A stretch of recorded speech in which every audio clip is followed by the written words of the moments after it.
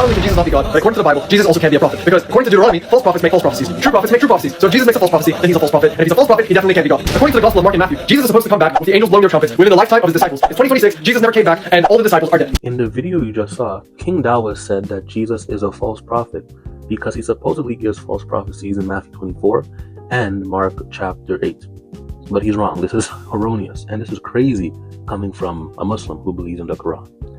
Firstly, he's misreading Matthew 24. Matthew 24's context is about the destruction of Jerusalem. Jesus literally says in verse 2, "Do you see all these things? Truly I tell you, not one stone will be left here on another that will not be thrown down."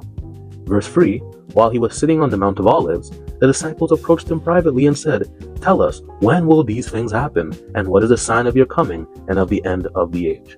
So the whole context of Matthew 24 is heavy symbolism showing the signs that will happen and take place before our Lord has a return in regards to his judgment on Jerusalem and the Jewish nation who has rejected their Messiah, which happened in 70 AD, which is actually an example of true prophecy, since Matthew is dated before 70 AD and records Christ accurately predicting exactly what will happen at that event when the temple is destroyed and Jerusalem is sieged, is surrounded, and is destroyed and desecrated by the Roman soldiers.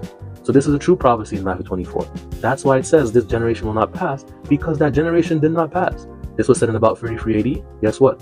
40 years later, within that generation, the Romans destroyed Jerusalem. God bless.